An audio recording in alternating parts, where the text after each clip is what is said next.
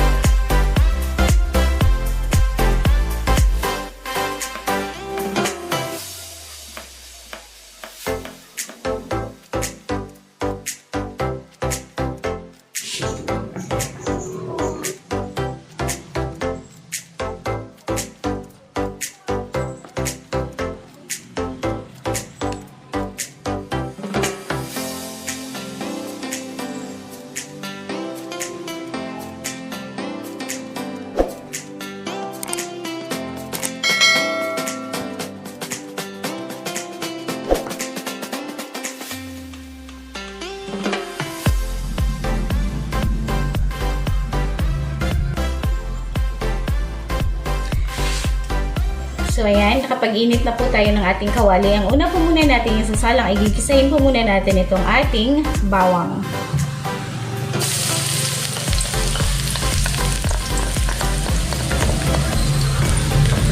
Ayan. Sunod po natin yung ating kamatis.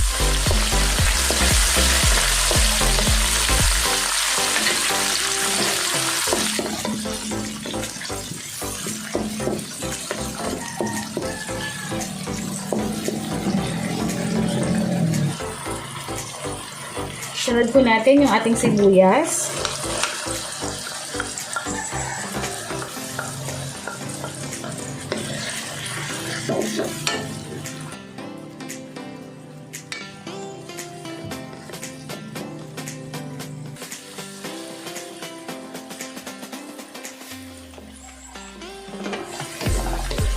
Sunod na po natin yung ating ground pork.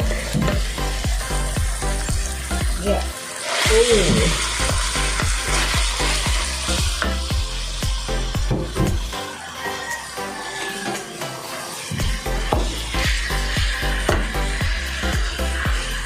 So, ayan. Hintayin lang po natin itong maluto. Mamaya-maya po ay ilalagay po natin yung ating carrots at ang ating patatas. Okay. Medyo luto na po yung ating ground pork. Lalagay na po natin ang ating carrots.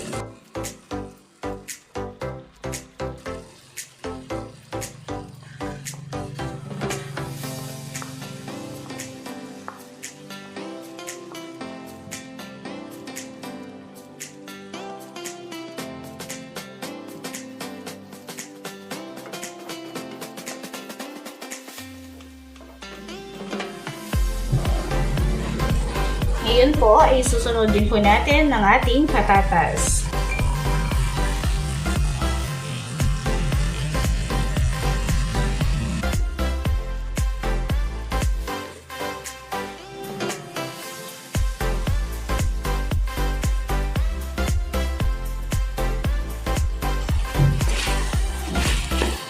Okay, so medyo malapit na po siyang maluto. Titimplahan na po natin ito ng ating oyster sauce. 2 tablespoons of our oyster sauce.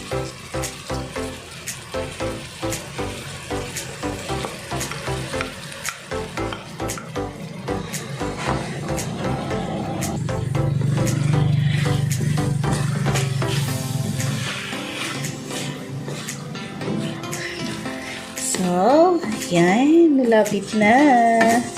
Konting tiis pa. So, ayan, luto na po yung ating giniling.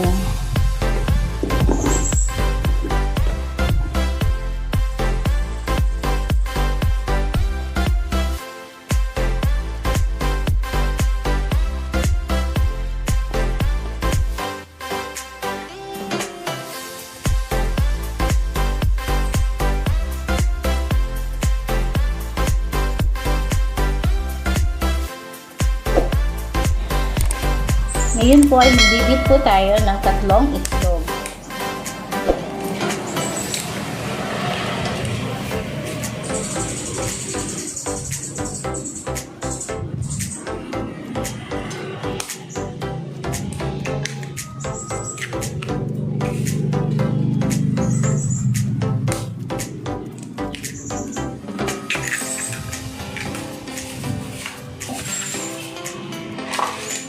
We're gonna season it with our seasoning granules.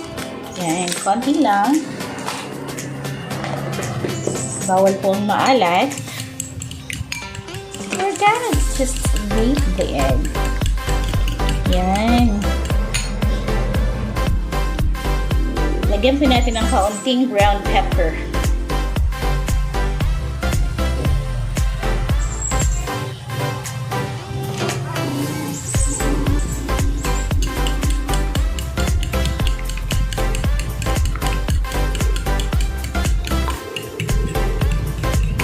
Then we're gonna pour it here sa ating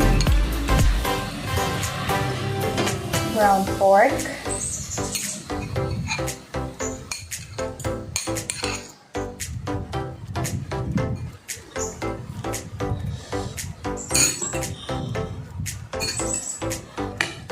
So haluin lang po natin.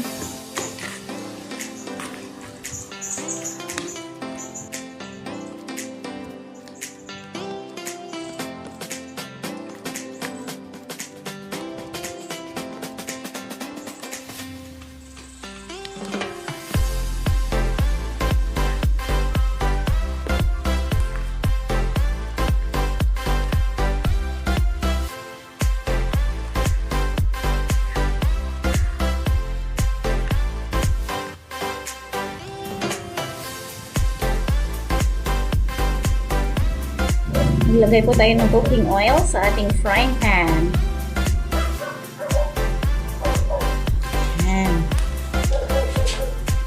Hintayin lang po natin itong hintayin lang po natin na maging mainit po ang ating cooking oil.